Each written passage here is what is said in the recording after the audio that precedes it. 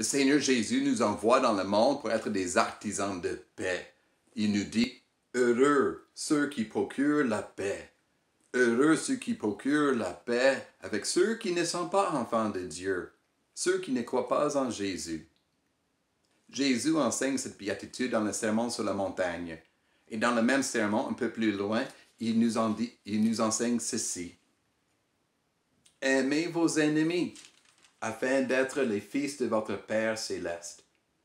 Fils de votre Père céleste, parce que c'est ceux qui procurent la paix avec les autres.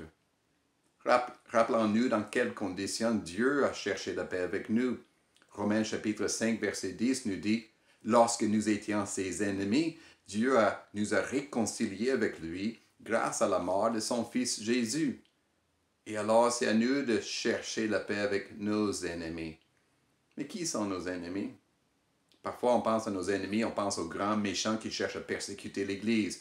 Jésus en parle dans la prochaine béatitude. Mais nos ennemis sont simplement ceux qui ne croient pas en Dieu, ceux qui ne réclament pas Jésus comme leur sauveur et Seigneur personnel.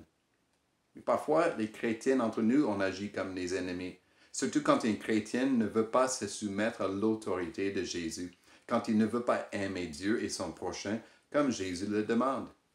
Voilà les ennemis que le Saint-Esprit nous appelle à aimer, à chercher la paix avec. Il nous le dit aussi en Romains chapitre 12, cette fois-ci au verset 18. Écoutez, si cela est possible, dans la mesure où cela dépend de vous, soyez en paix avec tous les hommes. Soyez en paix avec tous les hommes, aussi les ennemis. Dans le contexte, il parle d'aimer nos ennemis, à lui faire du bien. Qu'est-ce que ça veut dire? Ça veut dire de prendre le temps pour lui parler, l'inviter à prendre une marche, prendre un intérêt dans sa vie. Écoutez ce qu'il a dit. Partagez votre vie avec lui. Puis aussi être prêt à lui demander pardon quand vous lui faites du mal. La paix commence avec la demande de pardon. Et qui sait, peut-être cet ennemi va devenir votre frère dans la famille de Dieu.